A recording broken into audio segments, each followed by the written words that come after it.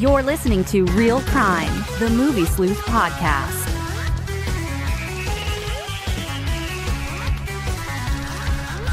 Good evening, everybody.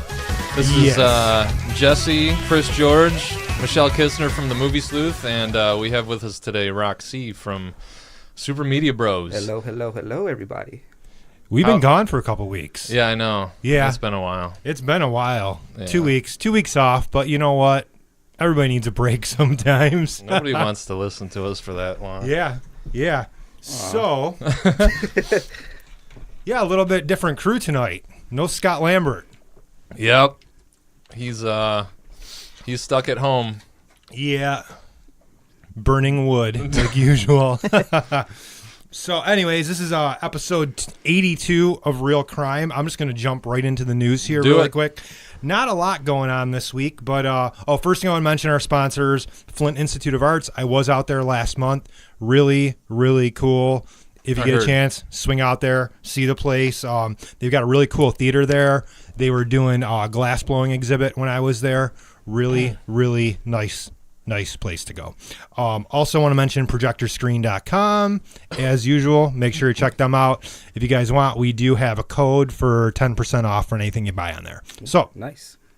In the news this week, Infinity War, which we're going to be discussing tonight, crossed $1 billion worldwide. That's Amazing. insane. In 2 weeks. They deserve it.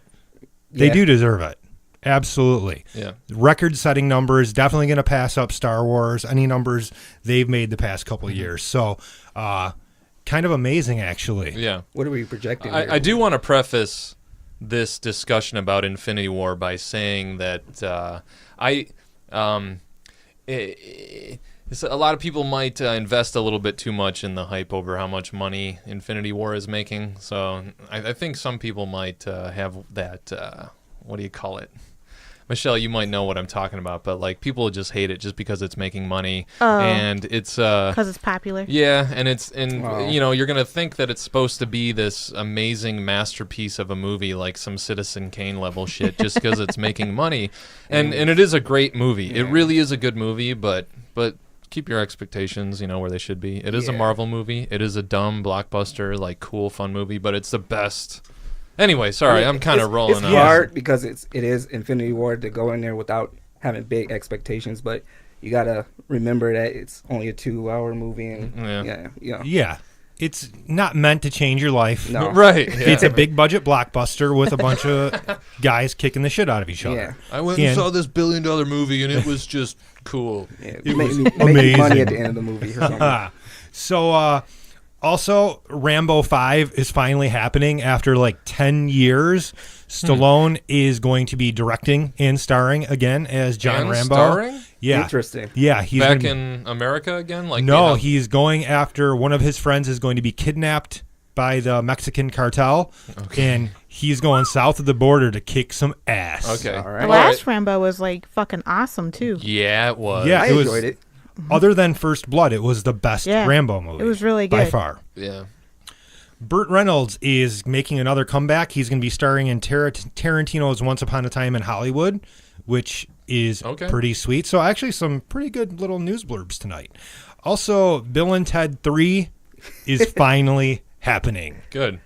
I mean, we knew it was like going to, but it's nice that it's official. It's going to be interesting to see. I don't think like Bill and Ted is such a upbeat like movie, and lately we've seen Keanu Reeves just play like these dark and demeanor characters. So it's going to be interesting to see what his energy level is going to be. Back, yeah, it's like whoa. He's going to rewind the clock like 20 years. It's just hard for me to just picture that again with him. No, I feel you on that. Like, with real. the time travel stuff, I bet you they'll like meet CG young versions of themselves. How like that's that'll be actually interesting.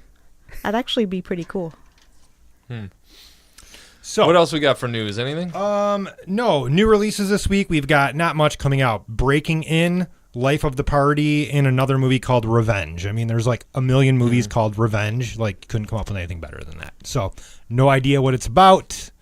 It's called Revenge. So, I'm betting it's about revenge. Yeah. I think that's a safe bet. Yup. The big twist of the plot is that it's not about revenge. It's not. So suggested viewings for this week. Hopefully you guys have some. We did not let you know about this. I was portion. actually kind of informed by Jesse. Oh, so. sweet. Yeah. Thank you, Jesse. I'm terrible at informing people. Yeah. My suggested viewing this week is going to be Cobra Kai, the Karate Kid kind of sequel series that's on YouTube Red right now. Mm-hmm. It's amazing. It's amazing. It's like everything the other sequels should have been 30 years later. LaRusso and, I'm hearing great things about it. It's really, really good. I know that it sounds unbelievable that it could possibly be really good, but it is. Yeah. Apparently. I haven't seen it, but I watched the whole thing over 2 nights. It's like 10 episodes. They're about 30 minutes each. So YouTube Red has something that's worth it? They have something that's worth it now. Nice. Yep. Michelle, what do you got? I'm gonna go with Batman Ninja, which is coming out on Blu-ray today. Now, yeah. It's getting kind of a lot of bad reviews because people didn't. I don't know why they were surprised that a Batman movie made by a bunch of Japanese people is really anime-like, but it is. It's the character designer from Afro Samurai. The guy that directed it does the opening scenes and action stuff for JoJo's Bizarre Adventure. Nice.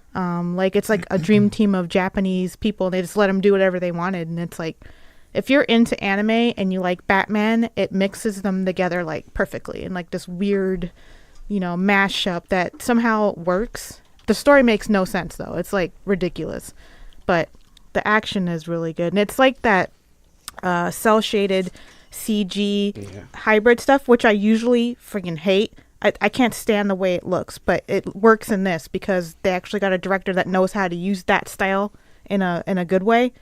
I could imagine that style getting better over time, but like you, I can't stand it. I hate it. Every time I've seen it, I can't stand fugly. it. I've never seen a single thing that I like in it. Like Berserk, the new Berserk uses that style. Yeah, it's so horrendously fugly. Yeah. Hey, they are remastering, or they have remastered that version of Berserk. Like they made it better looking. Yeah. Not the chunky, really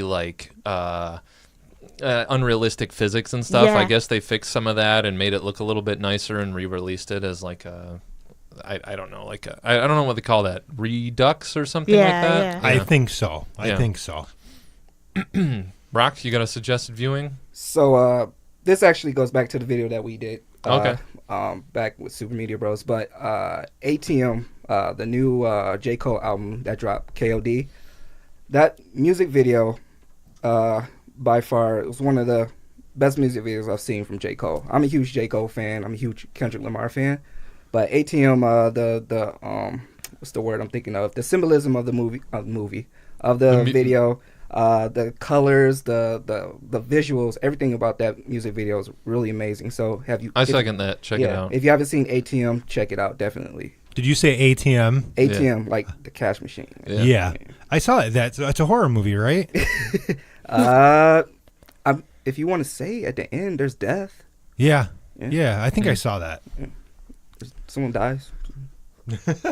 All right, sorry. All right, so my suggested viewing would be actually also a music video by this new deathcore group called Gravemind. So any fans of Halo out there, that's where they got the name from. Nice. They have this music video called Lifelike that has this really strong sort of cyberpunk vibe to it. The lighting in it and cinematography is really great. It's actually a 235 framed video, so it has this extra wide look to it. Awesome color, really good music. It's a new band, and they have a fairly unique sound for deathcore. Deathcore gets kind of generic sounding, but these guys have some color to their sound that I really like, and the video is awesome. That's cool. You got Gravemind, Lifelike. Check it out. You got me at cyberpunk, man. We talked about cyberpunk stuff, and love cyberpunk. Me too. There's some cool shit. There's not enough cyberpunk out there. No, there isn't. There needs. Hopefully, there. With the resurgence of all this shitty cyberpunk that's coming out, there's some good stuff that'll come. Like definitely. So, Infinity War. Oh, we're moving right into it. Okay, Let's just move right into it. We should drop this probably shit on say it. that there's going to be spoilers. Spoilers. Oh, So if anybody major hasn't seen this spoilers. that's watching us, get out now. Yes. You have been warned. You've been warned. Spoilers. I mean, I feel bad for the people that's going to come in the middle of this, but Well, hey, there's no. I mean, if you go into a podcast about Infinity War and you mad because you got spoiled, that's your own fault. yeah, I guess I don't that's feel So- sorry for you. I want to get the pink elephant out of the room real pink quick. elephant? Yeah, before I right. forget about it. All right, cool. Okay, so there's a lot of I don't know if you want to call it debate or not, but like of how people feel about Thanos, thinking that like the dude's got a legitimate plan or something.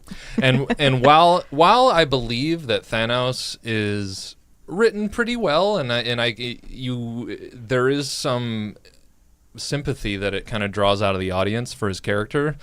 While he's written well, I don't think that means that his plan is great or anything, or that like he has some kind of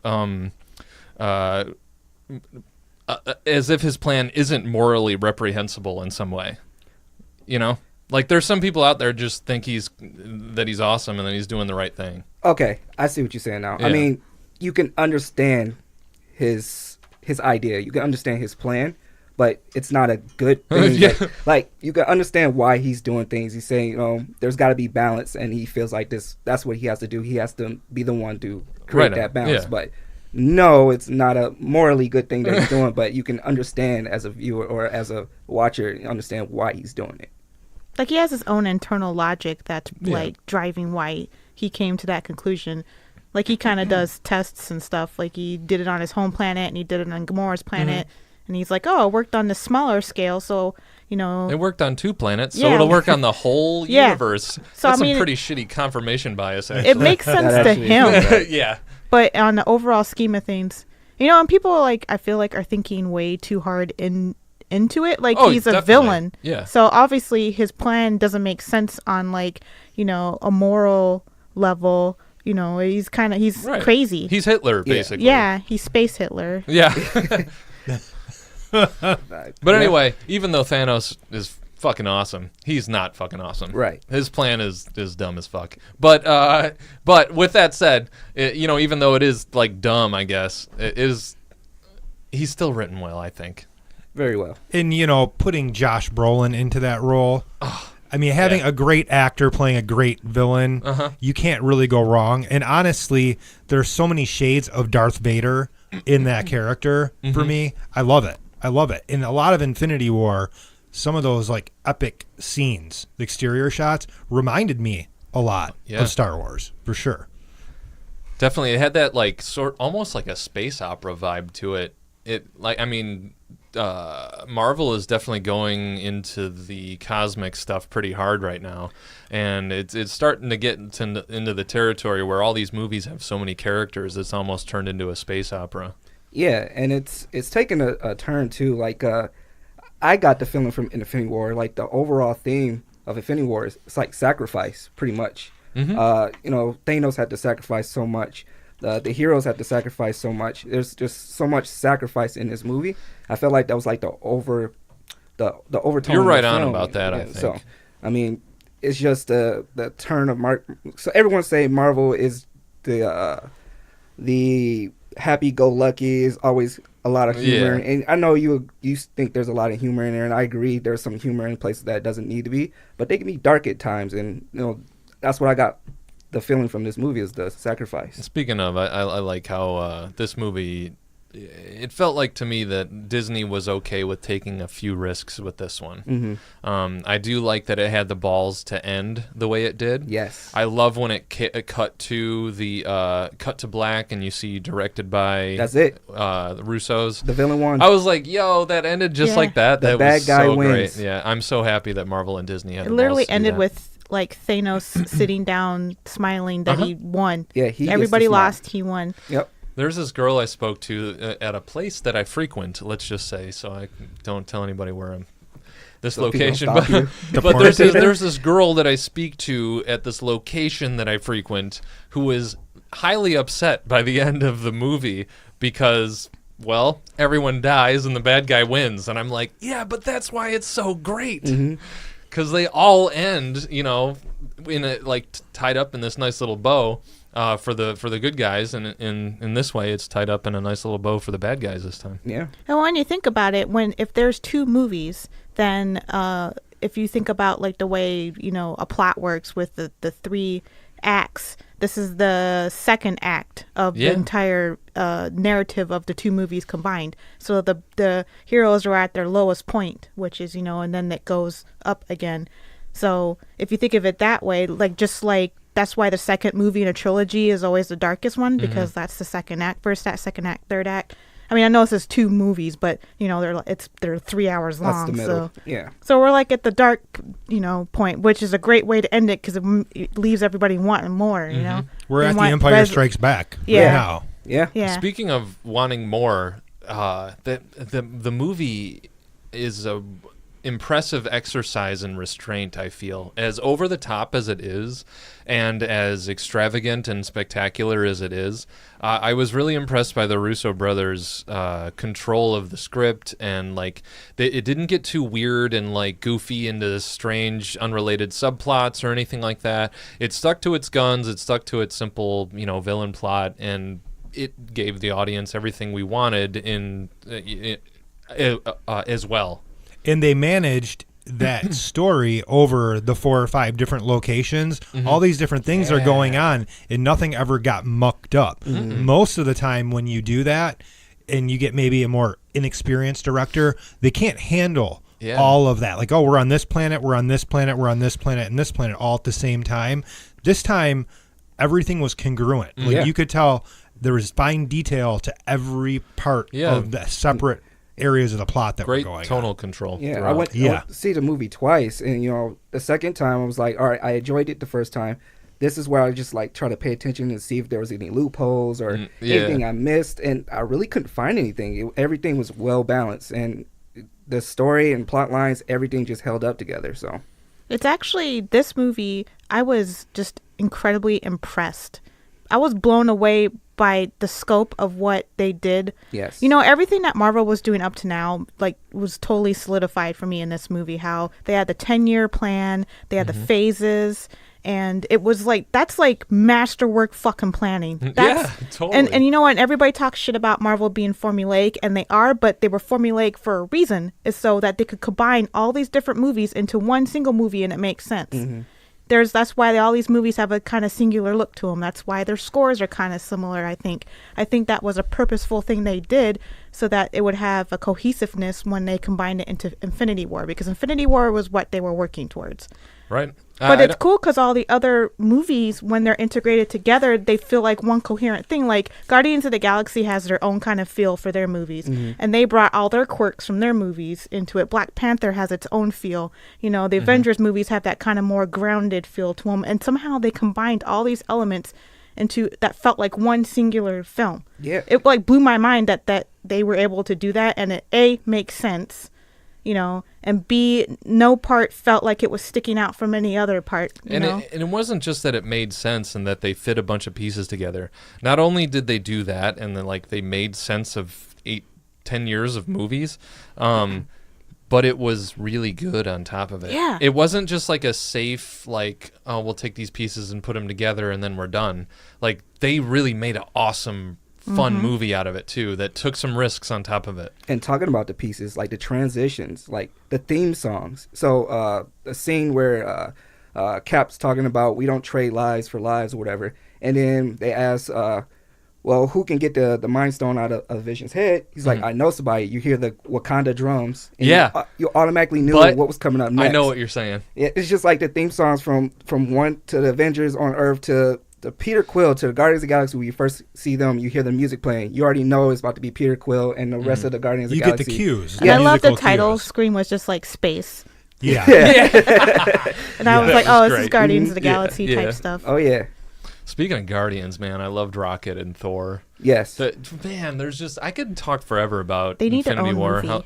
That is they had their own buddy movie inside this movie. It was really, really cool. Well, and I think that's a big part of this too, is that all the characters coming together finally. A lot of the time when that happens, things don't mesh. No, they don't. You're bringing these universes together and things just don't work. And with this, it all did. Yes. You know, mixing in the Guardians humor with, you know, the It was great. absolute destruction that's about to happen, you know. You talking about with almost Tony and you talking about Yeah. Tony and the Guardians Yeah. with Mantis and yeah. I almost want to say they had James Gunn come in and write some of the Guardian stuff because the Russo brothers to me aren't comedian. As far as Comedy I writers? know, that's true, actually. As Is far it- as I know, what I've heard is James Gunn did help out quite significantly at a hands-on level for some of those Okay. I think Guardian it is. scenes. I don't know if it's 100% true or not because I only seen one source of it. But I watched the video, and people was asking what was Groot's last words at the end of Guardians, right, yeah. not Guardians, end of Infinity War, and James Gunn replied it was Dad to Rocket.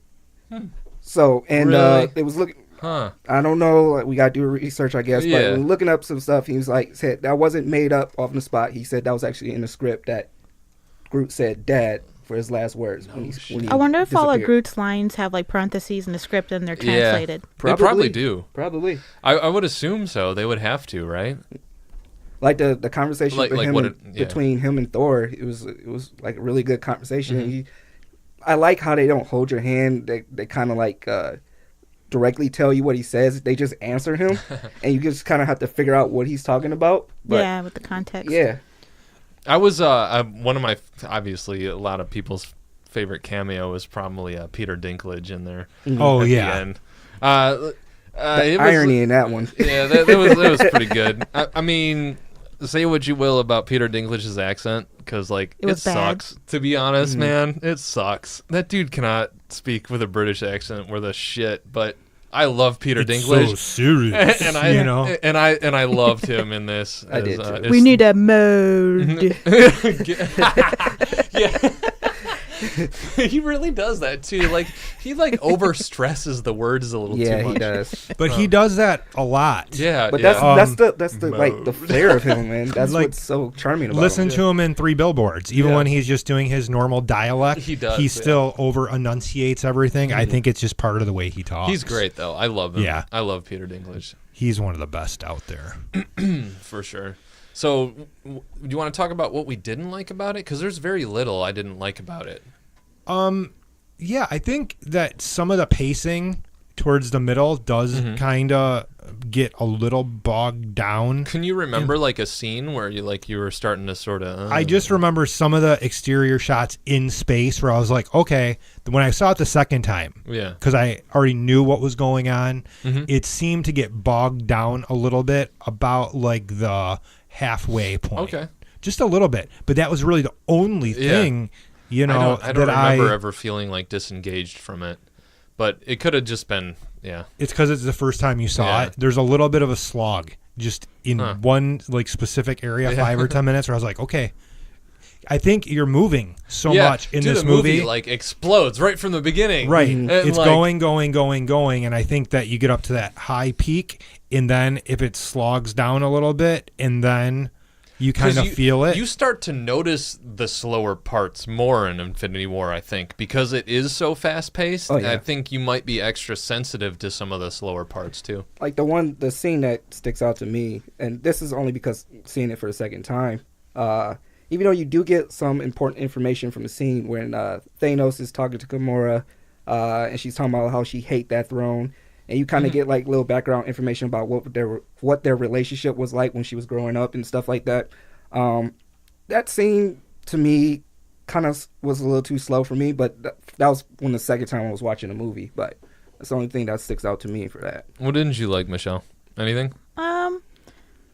I don't think the Russo brothers film action scenes well. And this is going to sound, and I know everybody's going to be like, shut up, you're dumb. But seriously, I don't think the action For looks Winter bad. Soldier, I'd say shut up, you're dumb. But- No, Winter Soldier was good. But Yeah. in this one, it's like I like when they're teaming up with each other to do stuff. But if people are just hand to hand fighting, Yeah. it looks really bland to me. I guess it's just not a lot of dynamic stuff going on. But when there are people using their powers, it's cool. Like Doctor Strange is like got that pimp ass tech where he's like my God. where he summons his multiverse That is clones my and favorite stuff. scene of the Like whole all movie. that stuff's cool, but I totally agree with you. but you know. That's one of the things that I didn't like about it is I felt like some of the action was framed a little too close or a little too shaky sometimes. I think it's because it's CG too, and that Yeah. probably covers up physics makes the physics look a little real because you can't really see the whole thing going on because everything's CG now.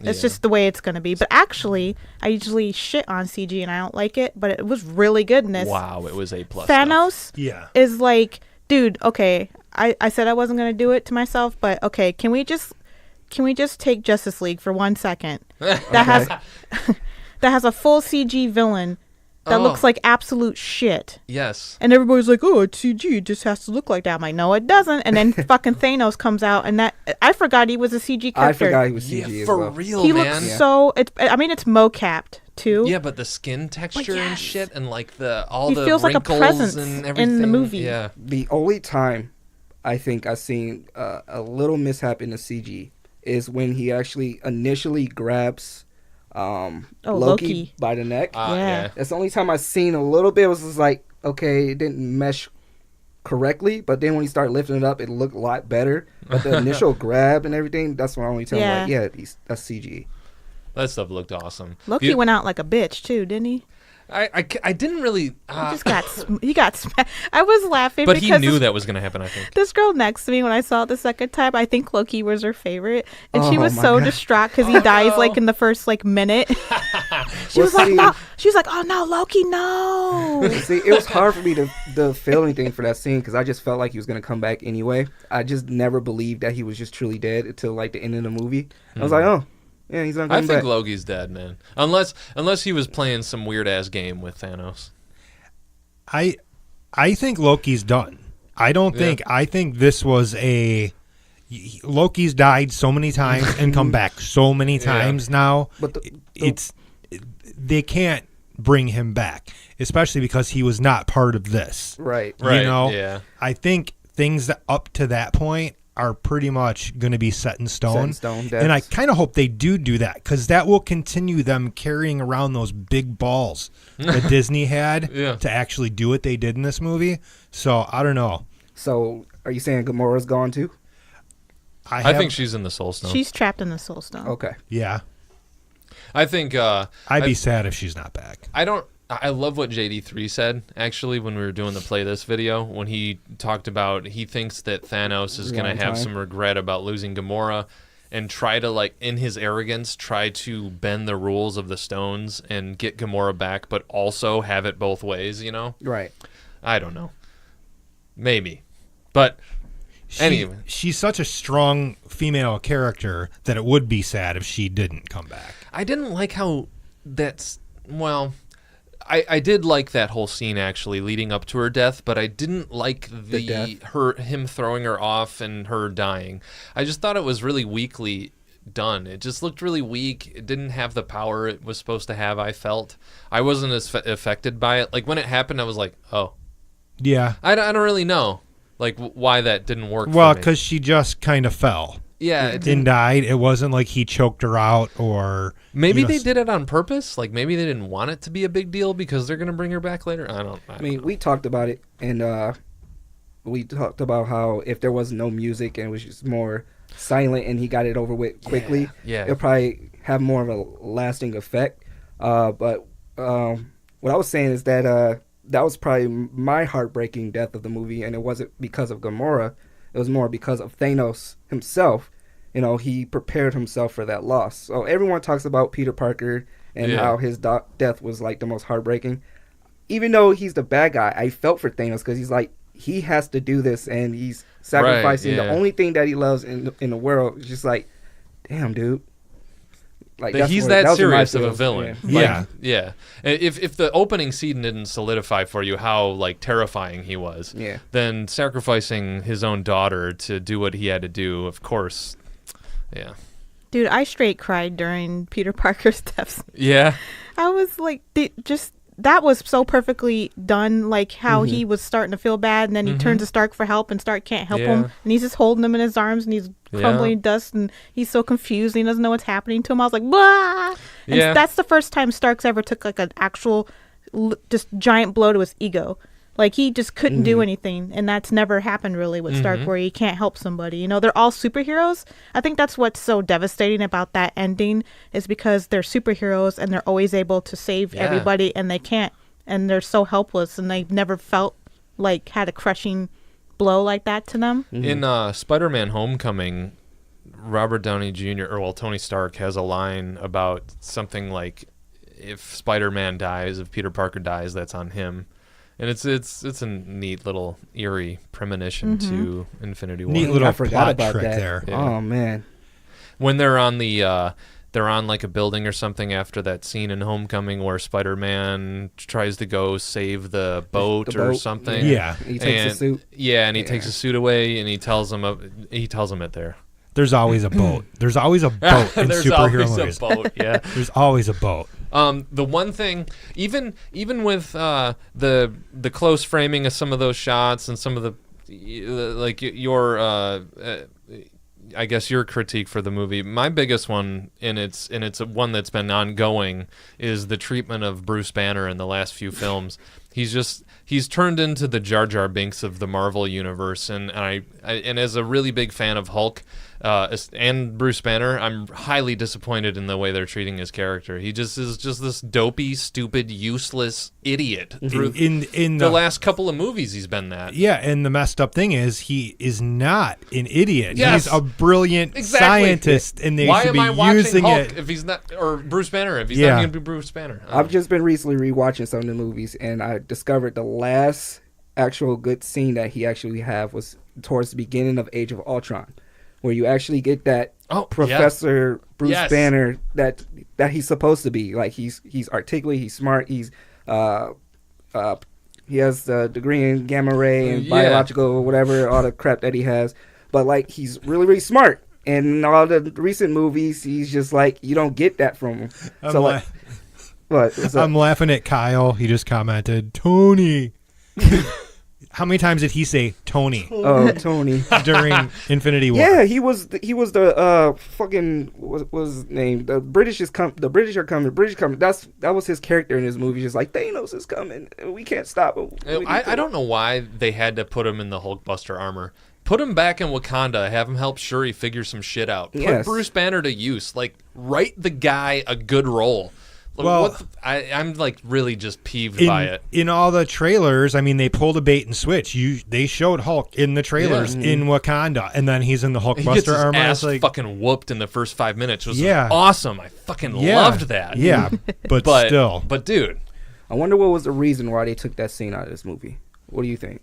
Because, I think people like fans are forcing their hand to release deceptive trailers because people want every single, they're like, oh, somebody farted on set, and it's like 5 articles about it. Yeah. So there's like no mystery in movie making anymore. Like, people know when the script changes, people know who are in the talks to write for stuff now. There's absolutely no mystique in film making anymore. So Marvel was like, oh, okay, well, I'm gonna put fake shit in the trailer.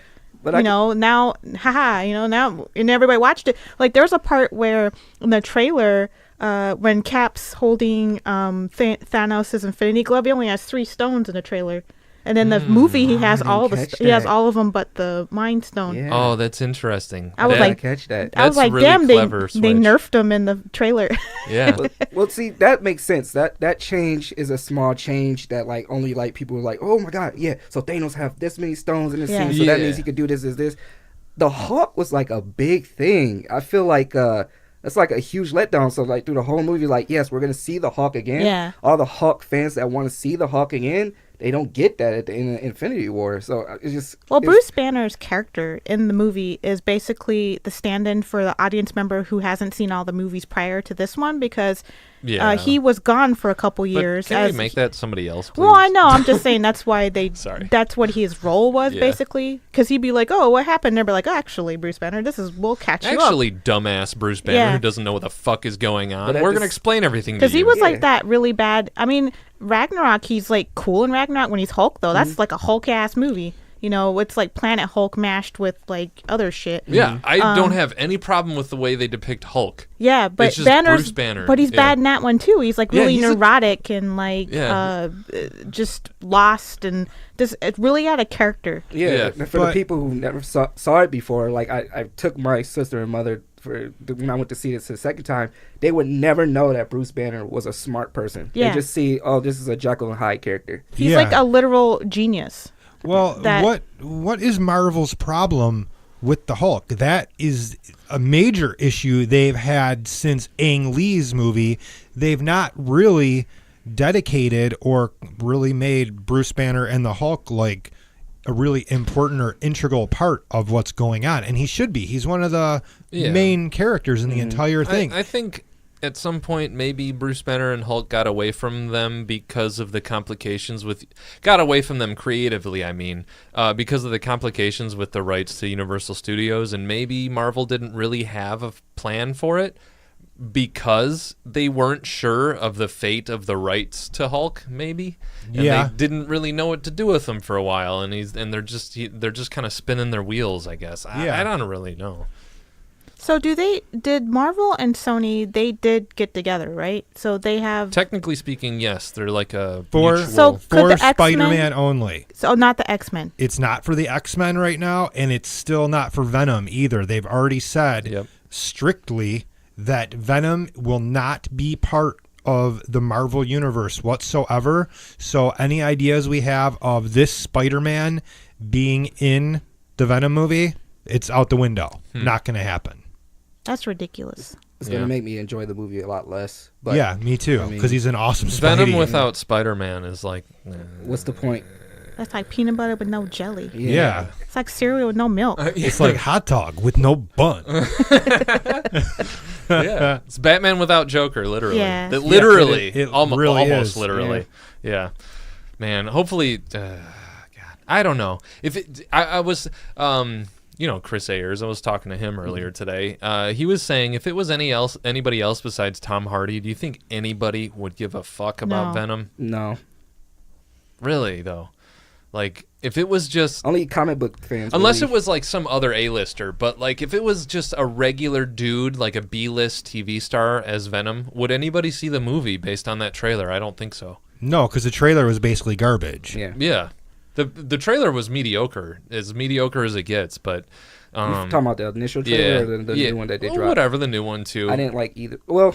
I won't say I didn't like either one, but I'm glad we got to see him. Anyway, we're going off on a tangent with Venom here. Let's bring it back to Infinity War. Sorry, guys.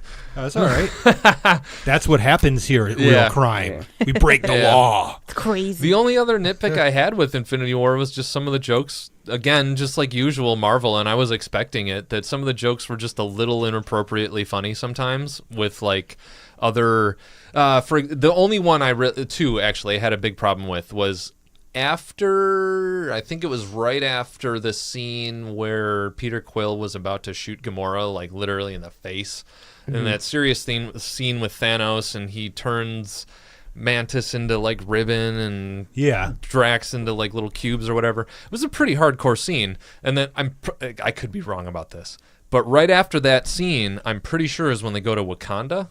Is that correct? And they have the establishing shot where we see Wakanda, and then we have Okoye and T'Challa speaking to each other as they're walking. Yes. Oh, and she has to say that Starbucks shit, and it's like, bro, just a second ago had this serious dark scene where like you really were thinking about what was going through Peter Quill's head when he literally was going to shoot her in the face. Talk about a mind fuck. Yeah, and then you're going to put this joke, like, literally a second after that scene ends. You're not going to give me some time to, like, feel that scene for a second. You're just going to be like, I'm stuck in Starbucks. Like, come on, Marvel. Could you just fucking cool it for a second? Just, like, chill for a minute.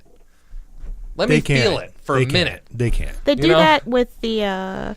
There's like actually one of the best scenes in the movie when Rocket is talking to Thor, and Thor is talking about how he's literally lost every single person he loves, and everything he's ever cared about, and the only thing that's left that defines him is his ability to destroy Thanos. Like that's all he has left, like in his entire life. And then right after that, he's like, "Oh, here's a fake eye." And also the whole thing was stupid to me because I'm like. It was so fucking cool.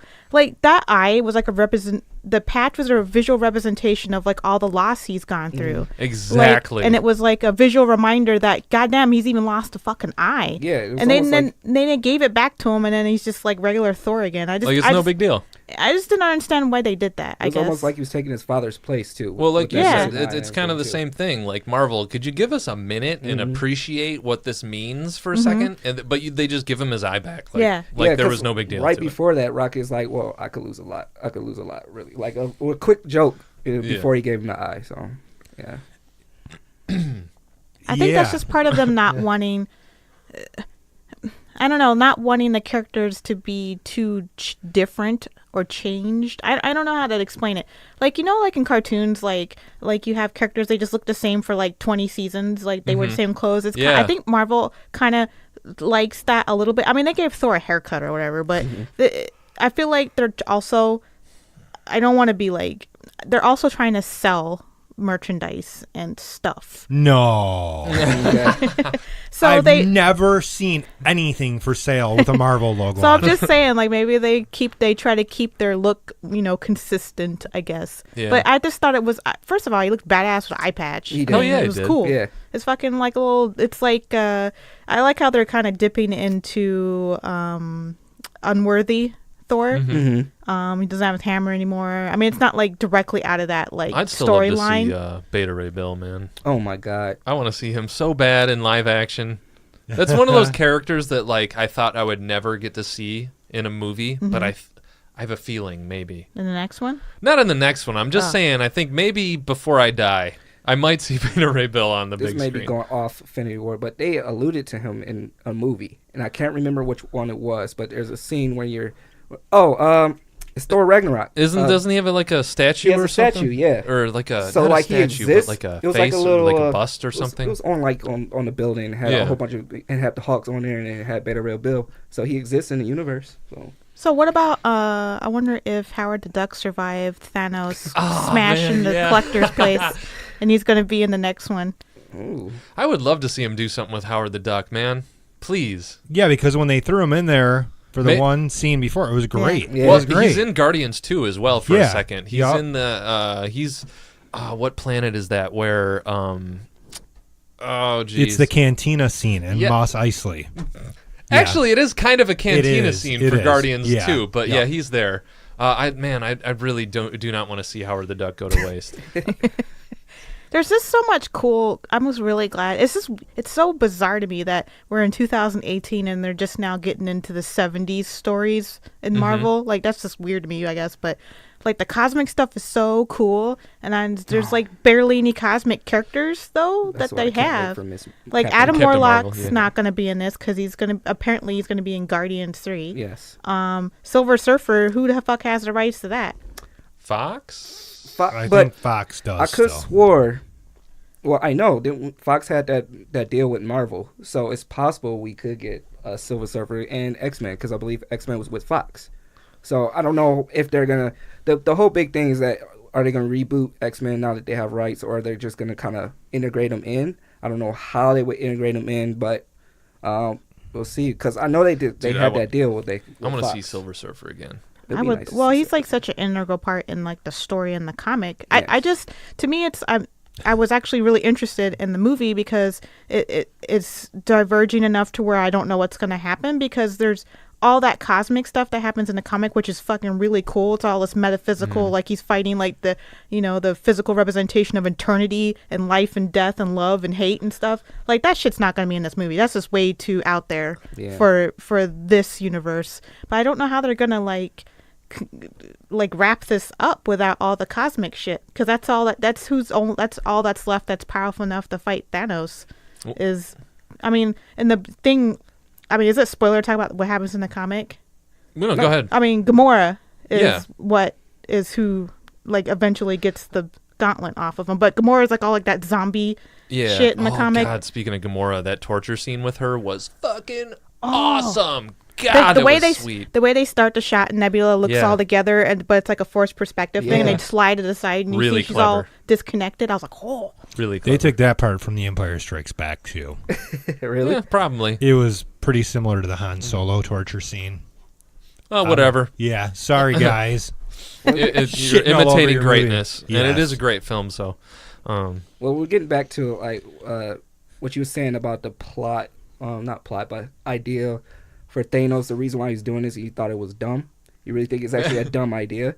I thought that was probably the only way they can actually kind of find a reason for him to have this idea because I agree with you. His initial was to impress Death. you know, Thanos falls in love with Death, and he just wants to, you know, win her affection, and he just want to destroy everything. He was friend zoned super hard. Yeah. But I think they did a good job kind of making this idea, since they didn't have Death in this movie, even though Hela got us Death or whatever. But since they didn't have Death in this movie, I think that was the best way they could have made that scenario there. I totally agree. Yeah. I really do like what they did with Thanos, and I love what Josh Brolin brought to it. And I love the CG for Thanos. Like, everything about this movie was so on point and so finely tuned and so polished. There's a part of me that really wants to be like, I want to see that. I would have been a fly on the wall as they were editing this movie, so I could see what went into making something on this scale. Did you see those end credits that were 12 minutes long? Yes. Holy shit! But on the other side, I don't. I kind of want to keep that mystery exciting. Like, how did they pull this off? Like, it really is amazing to me how much control, like how much discipline that they expressed through the making of this film. Definitely. It seems. Well, yeah, I mean, in 10 years building up to it, you think they just want to shoot their load and be like, we're done, yeah. But instead, I mean, they were steadfast in producing a movie that had a really great arc to it. So where can this go from here? What are we expecting in Infinity War 2? Like, is it going to be darker? Is it going to be more positive? What is it going to mean for the Marvel Universe? It can't really get darker than it already did at the end of the first one. I think there's only one way to go. Up, I guess. Yeah. But I mean, there's a lot of people we haven't seen, like Hawkeye. They had a little throwaway line like he's fucking chilling somewhere, and Ant-Man. Wasp is probably going to be with him. Captain Marvel's gonna come and fuck everything up. Oh, speaking of Captain Marvel, Kevin Feige, is that how you say his name? Kevin Feige or whatever. Feige. Whatever. Feige. Okay. So he said that Captain Marvel is going to be the most powerful hero in the Marvel universe, the Marvel Cinematic Universe at the time. So that's. I guess she's not really supposed to be that powerful, but in their universe, they're going to make her basically the Superman of Marvel. So she's going to be like. Probably take over Adam Warlock's role of kind of getting together maybe celestial stuff or maybe getting more power. I mean, somebody's got to do something, and somebody's got to be more powerful than Thanos. Of course. I mean, if you see how her character, the list of her abilities, she sounds like an OP character. Super strength, super speed. She can fly at the speed of light. She has this thing called binary mode where she's literally as powerful as a star. She can absorb all forms of energy. It's just a lot of this stuff that's on her resume that she can do. She's a master hand-to-hand combatant, Air Force pilot. It says that she can fly anything that she gets her hands on. So, I mean, she's written to be OP. They can make her OP in this movie easily. So basically, she's Rey from The Force Awakens. She can just do anything. Hopefully, they don't make her too much of a Mary Sue, but that's what I'm fearing. But I don't know. I would totally be down for 2 hours of Captain Marvel beating the shit out of Thanos. Oh, man. It's going to be amazing, dude. If you could take like that Doctor Strange and Thanos fight and just make that 2 hours long, I'd watch that shit. I watched the hell out of that shit. Doctor Strange is my favorite in the Marvel universe. I know everybody didn't like his movie for some reason. I thought it was really interesting, and he has like the coolest powers. The metaverse, the multiverse is like one of the coolest concepts in Marvel. The cosmic shit's cool. He has all the coolest powers. Yeah. While I think that Doctor Strange has the weakest first act of all Marvel films, it has one of the strongest second and third acts of all Marvel films. I love that movie, but that first act is painful to me. Absolutely painful. I really loved Tony and him playing off of each other because they both have giant fucking egos. Yes. And it was like so ego smash just all the time when they were talking to each other. Because it's funny because a lot of people say they said that Doctor Strange is basically Iron Man but with magic. Yeah. And then you really realize how similar their characters are, and I think the Russo brothers were smart enough to realize that and pit them against each other because they both in a smart way though. The dialogue was so smart. Both cocky egotistic characters. So, yeah. Definitely. And I love all the normal Marvel characters being introduced to the magic side. Just out of nowhere too. They're just chilling and all of a sudden they're like, and Doctor Strange is like a dick and never explains anything to anybody. He's just doing shit, and then they're like, what? He's just like, whatever. I don't have time to explain it to you. Like the scene, the opening scene where Doctor Strange does that little spell to get rid of all the wind that's being caused by the ship, and they zoom in on Tony. He gives that look like that cocky smug look. Yeah. Like, okay, so God, that. And also, my other favorite just thing ever in this movie is when they first meet, when they're on the planet with the Guardians of the Galaxy, and Tony's like, so what do they do? And they're like, what do we take ass and kick names? And his face, he's just looking off into like the abyss. He's just like, everybody's dead. Like, it's that Kill moment, that facial expression, he's just like, we've lost. It's just like, I love how the Guardians of the Galaxy are just fuck ups. They're just like a giant space train wreck that somehow they still do stuff. It's because they so love great. doing what they do so much that they're just going to keep doing it no matter how much they fail. And eventually they're going to get something that works. And like when they start comparing it to what the rest of the Marvel universe is doing, like Dax is all like, oh, remember when we did a dance off to Save Universe? And you're just like, it sounds so fucking goofy. And Tony's like, what the fuck, what? He's like, like when you really think about it, you like, what does the Guardians of the Galaxy do? Like, what can they do? They were like B-list, they were like C-list characters in the Marvel universe. I was surprised they even got their own movie. When I first heard Guardians of the Galaxy had a movie, I was like, damn, I'm scraping the bottom of the barrel. That's like C-list shit. But they're actually some of the best movies. They're some of the most fun characters. Yeah, they fit great perfectly. Space epics. Yeah. They were perfect. The first Guardians is my favorite Marvel movie by far. Just because when it came out, it was so different. It is still pretty different. I was getting so burned out on the formula, and then Guardians came along, and I was like, oh, shit. Like, finally something different, you know? And then Spider-Man Homecoming, I dig that one, too. That didn't really fall into those same trappings. But definitely Guardians, though. Yeah. Visually, it was like completely out of left field for Marvel. Instead of like their typical primary rusty like hue, this was all, purples and oranges and greens, like all over the place. Just a whole bunch of hues everywhere. Yeah. Plus, they didn't see. Here's this other thing that I can't stand about about fanboys. Like, they think that you're gonna you have to have this big introduction to everything in order to appreciate it. But Guardians is the perfect example of, like, you don't need to know who Rocket is. You don't need to know who Peter Quill is or Groot. You don't need to have 5 fucking movies for all 5 of these characters before you get to Guardians to make a good movie. James Gunn made a good movie. You don't need all of this story and all this build up for every single thing that you do. You just have to write it well. Right. Yeah. Yeah, we don't need a bunch of origin stories repeatedly. Oh, it's the rocket. It's the rocket. Yeah. Like, dude, no. Well, that's another genius thing about Marvel, the way they built up to Infinity War. Is Infinity War, every character that's not Thanos has 0 development in it, because all their development happened in the other movies. I was thinking when I was watching this, I was watching it, I was like, man, how does this movie play to somebody that's never seen any other Marvel movie? It's probably like gibberish.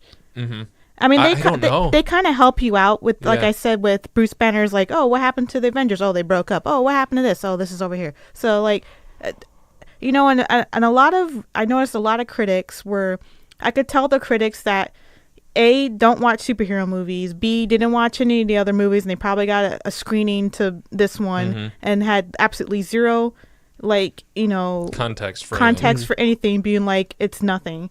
And there's also like this big brouhaha in the film community that this movie is bad for the film community because it needs the context of the other 18 films to work.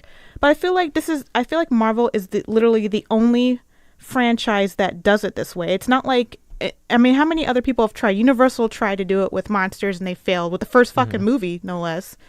DC's trying to do it. They failed 2 times. Yeah. Because they did Dracula Untold. That was supposed to start the Universal's monster 3 times. thing. Werewolf with Benicio del Toro. But that was different. They were not. That was not going to be a shared universe at that point. Yeah. It was Dracula Untold. Okay movie though. Yeah, and then they did the Mummy one with. Yeah.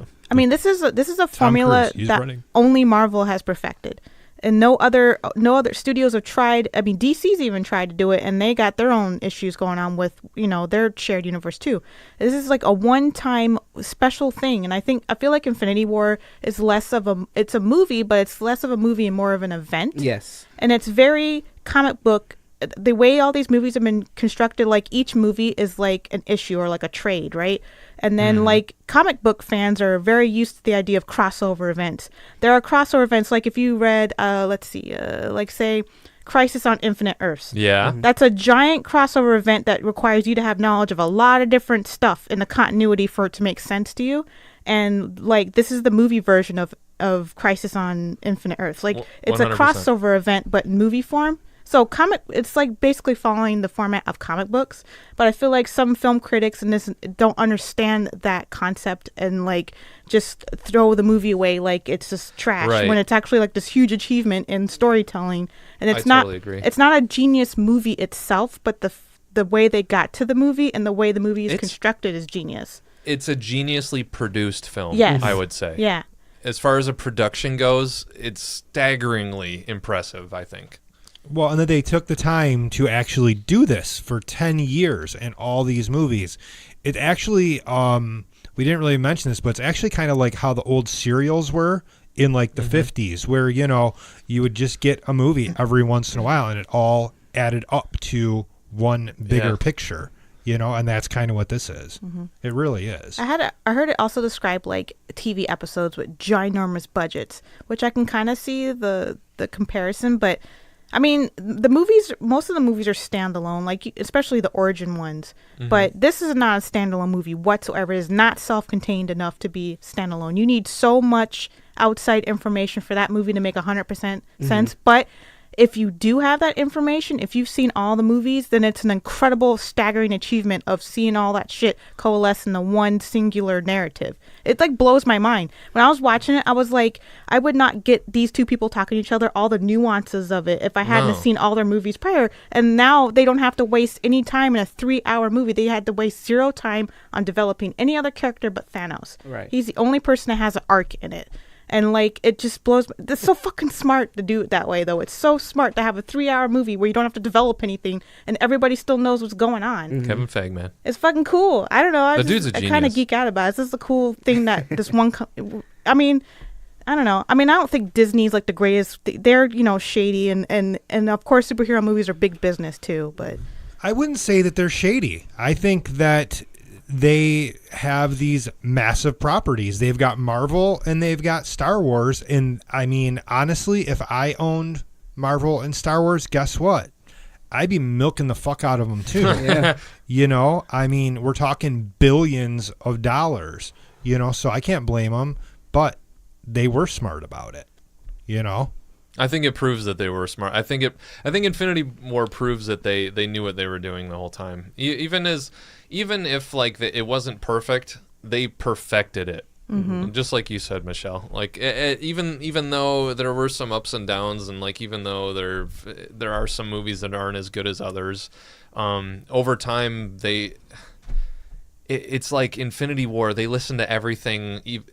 Even I said about Marvel movies, and they fixed all of it with Infinity War. Almost all. I mean, just little, but that's Except just for the humor. Well, but that's just me though. Yeah, That's just me, like personally being the dickhead critic about about that. And of course, Infinity War isn't going to be 100% pleasing to like To guys everybody. like me that But it's the other thing we mentioned DC earlier, like if Warner Brothers would have just coddled that baby a little bit, they could have done this too. What they should have done, instead of trying to rush to catch up to Marvel, like we have to get Justice League out as soon as possible, they should have said, hey, you know what?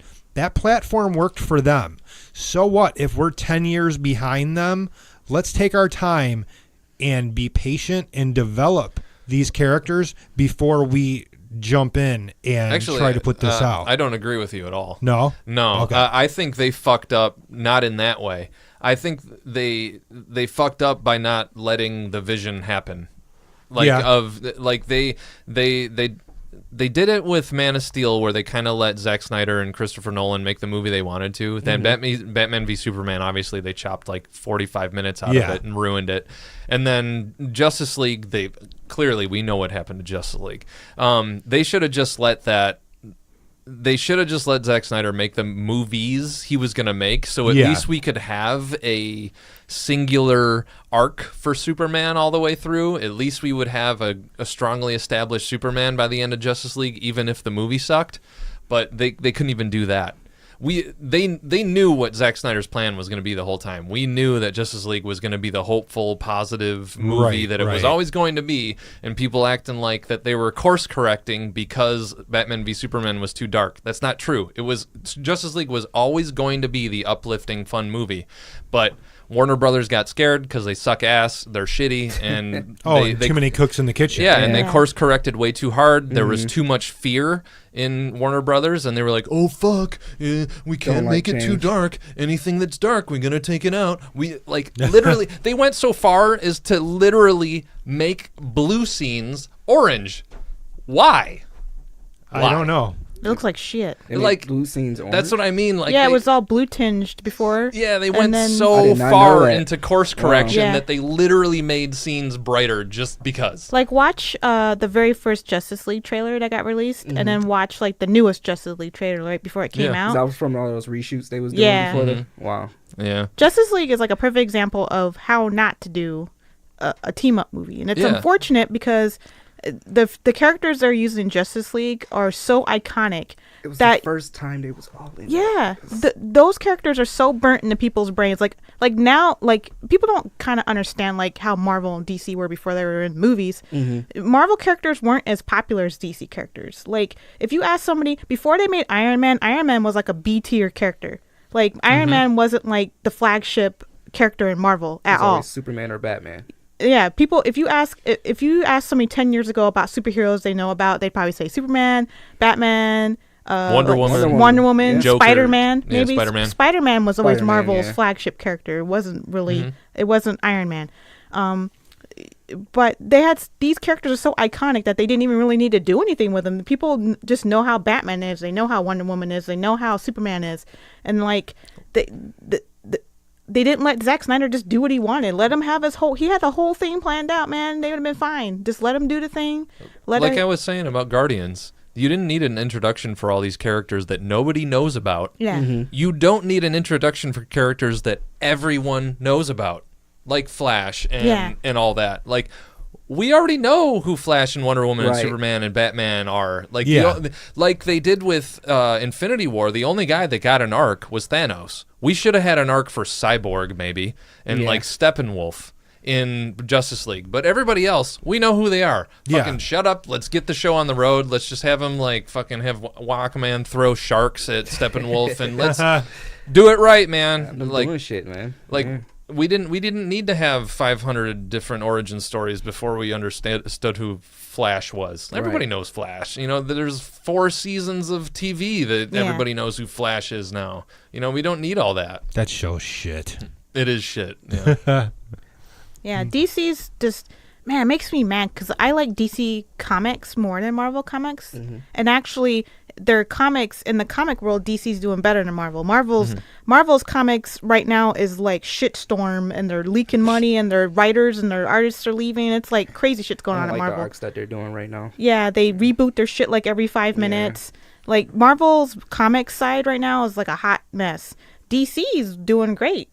DC's all their shit. They know how to run their comics. It's I don't understand why it doesn't translate over to the movies.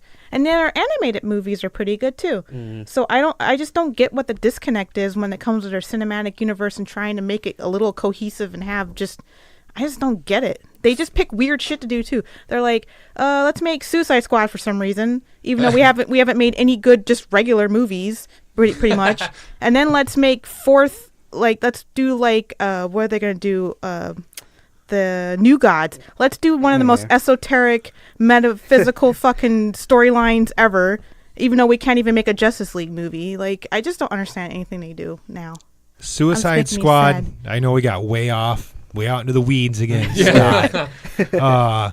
But Suicide Squad, it's a hard watch, man. It's so brutal, and the storyline sucks.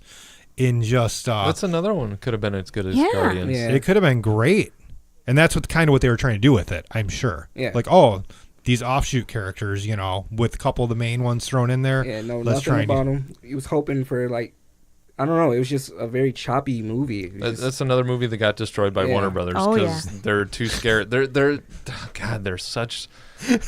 What's going on over there? Dawn. Suicide Squad is a dumpster baby's aborted baby and set on fire. Wow, it's pretty awful. That's another one where it's like, this movie was gonna. This is the better version of what Ayer had before this. Really? Yeah.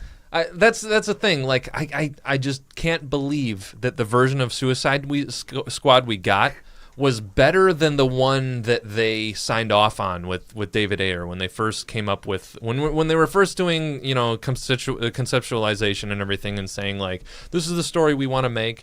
I don't get why they figure out what they want to do. They sign the contracts and then they see the movie and they're like, oh, okay, I guess we got to change it. I don't understand it. Just stick to your guns and make the movie you decided to make, right? And then let the audience decide, You know what's hilarious is if you watch interviews of the actors from Suicide Squad, they always sound perpetually confused as to what the movie's actually about or what their characters are. What's happening? They'll be like, I have a guy and I have fire, and the Captain Boomerang guy's like, I have boomerang. I do things. I think I throw it and I think it returns. I'm pretty sure. I'm sorry. Every time. This is Katana. Oh, shut the fuck up. It was that line. I'm like, did they look at that line and then they were like, that's good, let's keep that one? Was that one take and they like ran out of camera? As far as I know, there was an actual like big subplot for Katana, and I think that line was there because they cut it out and they were like, this is Katana, she does this stuff. It's cool. She's so rad. Like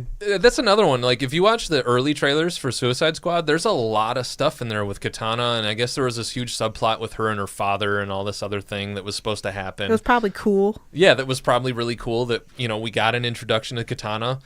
We got this is Katana in a visual format instead of Joel Kinnaman being a douchebag about the whole thing on the helicopter. And then they cut out all of Joker, which is possibly the most compelling thing about the movie. I know everybody hates Jared Leto, but I liked his Joker. Okay, I wish I would have seen more. We're going to get the most popular villain in history for our movie, but we're not going to put him in it. Yeah. I'm sorry. I love Jared Leto, and I love him as the Joker. And if they don't continue using him as the Joker, that is probably the biggest fuck up they could make. I hope they... Didn't you say he wasn't going to do it anymore? I'm pretty sure he wants to. Oh, okay. I just know he was mad. They cut a lot of his scenes out, so I don't know if he was deciding on staying on as Joker or not. But I don't know. And he did that rap video. I think he signed on to star as Joker again, and I'm pretty sure. They need to give him. They don't give him enough to. He's a brilliant actor. Yeah, man, and like, if he fucks up this role, Warner Brothers. It's your fault. Yeah. That's like you're getting one of the best young. Well, he's not a young actor anymore, really. I mean. He's in his early 40s. Yeah, but you're gonna get one of the best, hottest looking dudes ever. He's a great actor, and you're gonna not let him act. I don't know. Yeah, you're not gonna let him do his job. Yeah. So back to Infinity War. Yes, back to Infinity War. We talked a lot about Thanos, but I don't know if you guys had any insight or any comments about the other villains, the Black Order. Fucking loved them. Yeah. What did y'all think about the Black Order? Like, did you have a favorite one? Who was the main guy that was talking? That was on the spaceship. Squidward. Yeah, Squidward. Dude, Ebony Maw. I'm sorry, like this normally doesn't happen in these kind of movies, but he actually kind of creeped me out big time. I love how he was so powerful that he would just do like tiny little movements with his finger and it would do a bunch of damage. I love that's such an anime thing where you have like somebody like super badass and they just move a little bit and then because they're so powerful they barely have to make an effort. Like he was just like waving his hand like, here's 10 stones. Pretty sure that was Domhnall Gleeson that played that character. They kind of got rid of him a little too quick, I thought. I wanted to see him do a little more wizard shit. Felt it was almost like a cop-out the way they killed him. Yeah. But at the same time, I don't think they probably would have been able to take him any other way, creatively, I guess. I don't know. He was pretty powerful. So, he was like up there. I think he was probably the most powerful out of all of them all. I love the designs of the Black Order. Like all the character designs of the Black Order were so cool. They looked very Diablo 3. Yeah, Diablo 3. That's I really like the way Black Dwarf looked. Black Dwarf was the big guy with the axe and everything. Did he have the like weird, like almost Thor kind of helmet thing? The black sort of. God, he was so cool. I forget what his name is. The protruding head, and then I think he had like something on the sides. I just can't remember. I gotta see that movie. But that movie's so sweet. Yeah, too good. That movie's too awesome. So what are you waiting for? Infinity War is coming out May, right? And then just before that, it's Captain Marvel. Yes, but Captain Marvel takes place in the 90s, though, doesn't it? So 80s. They're saying it's going to take place in the 80s now. Yeah. Okay. I think probably partially of the film might take place earlier. All right, I mean, go ahead.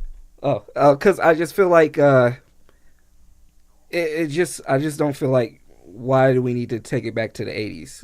For the whole movie, it just won't fit going from there and then into Infinity War Part 2 or whatever they're going to call it. I think they got Infinity War pretty well figured out. I'm gonna have faith for like the rest of the series, honestly. But they didn't already film both the. Yeah, they did. It's all done. I don't think it's totally finished. There's probably some pickup shots or like a couple of reshoots they got to do. With any film, they got to do that. But yeah, they shot them together. Oh, okay. Mm-hmm. It's a combined budget of I think $400 million or $350 million or something. They already made it back. Yeah. Oh yeah, 1 million times over. That'd be awesome if they if they saw the money it was making and kind of give Infinity War 2 some extra love. They're gonna have to really follow this up, really nail that landing though. I know because they set up some shit. They better be able to cash that check. Is what I'm saying. Right. I feel you on that. That's for sure. Because this Infinity War is huge. Like, how do you live up to Infinity War? The biggest highest grossing film of all time, fastest to cross $1 billion. Right? How can you follow it? I don't know, man. I just don't know how the second movie, what can you do to impress I don't know. I can't even speak because I'm more people. I guess so. I mean, did Thanos? Did a glove get smushed at the end? It looked like it was destroyed. Yeah. But see, they never establish what powers Thanos really have by himself in this movie. So at the end, after the gauntlet looked destroyed, he did teleport after that. Mm-hmm. But I don't know if he used the gauntlet to teleport or he has his teleportation powers in the movie. Because in the comics, he can teleport, but I don't know if that's from the Infinity Gauntlet or whatever. I mean, because I can understand people were kind of shitting on the ending, they're just gonna bring everybody back. Yeah. I mean, yeah, but it's still a powerful scene. It's still, right when he does the snap, right after that, there's no music. Yes. It's silent. It's just quiet eeriness. It's just quiet eeriness, and you see everybody blowing into the dust and over. That's such a powerful ending, even if they're gonna come back, which we don't know who all's gonna come back. I mean, maybe he can only. Well, I mean, even the movie itself and the internal logic of the movie, Thanos brings Vision back to life and takes the stone. So obviously, the Gauntlet's capable of that. Which I was like, dang, Vision got killed twice. I was like, yeah, that was pretty messed up. I was like, he did him dirty. Yeah. I need to see more Vision, man. Yeah, he was so character. crippled in this movie too. He was nerfed. In his defense, he was. Sneak attack, whatever. Snuck attack. He got snuck. He got snuck. That's 3 times the damage too. Yeah. And he says, he's not able to phase, and that's not supposed to happen. So he got fucked up pretty bad. So, because I was having this conversation too. I was like, why was Vision such a whatever in this movie? Why was he so weak? And I forgot about that scene, but through that whole time, through the whole movie, he had a gaping hole in his stomach that he could never heal from. So I just want to see more Vision movies. Yeah, he was cool. You want to see a Vision solo movie? Yeah, why not? There's actually this really cool standalone comic that Tom King wrote. It's called Vision. Oddly enough, and it's got Vision in it.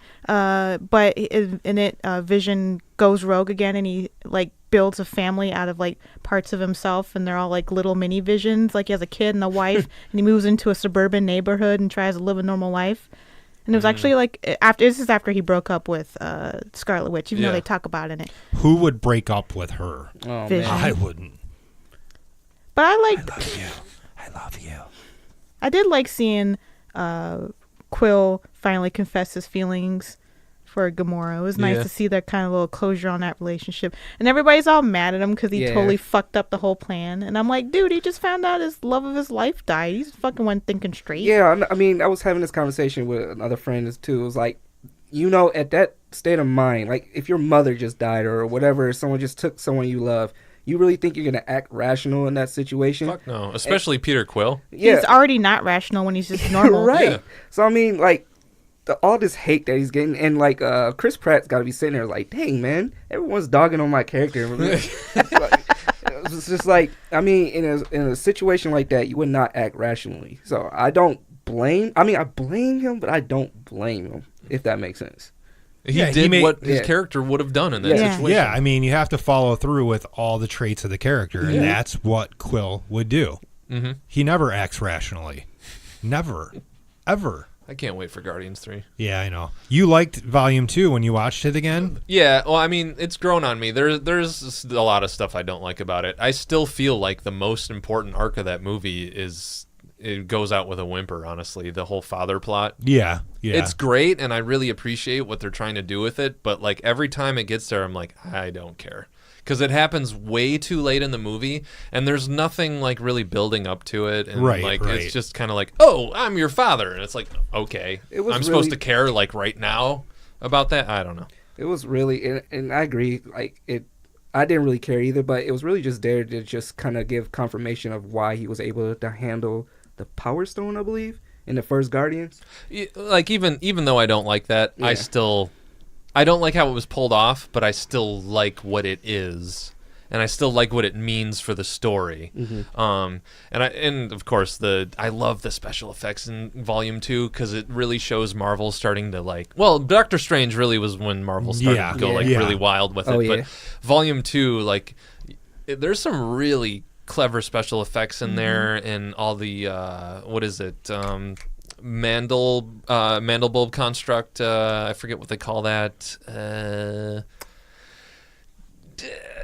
mathematical. It's an algorithm that can build three-dimensional structures to make them like I don't know. It's called like Mandelbrot or something like that. Yeah, Mandelbulb construct. The Mandelbrot construct. But I forgot what. There's a sweeter word to describe what that is, but I forget what the thing is. But anyway, cool special effects, and I like it a lot more now.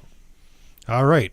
Are we done for tonight? Yeah, can we stop talking about Infinity War? Yeah, I don't think it's almost as long as the movie. I know, right? Yeah. I feel like all I've done is talk about Infinity War for like the past 2 weeks straight. Oh my god, I think we're going to be talking about it even longer than that. It's just such an iconic movie. Very well done. I am most likely going to see it a third time. I'll see it again. I'll see it again too, for sure. Have to. Show. All right, this was episode 82 of Real Crime. We are getting very old at this point. Make sure you check out our new YouTube series, Play This, at youtube.com/SF Movie Sleuth. With that said, we will be back next week with another episode of Real Crime on the original Star Wars trilogy. So, thanks for tuning in. Visit us at www.themoviesleuth.com and find The Movie Sleuth on Facebook, YouTube, Twitter, and iTunes.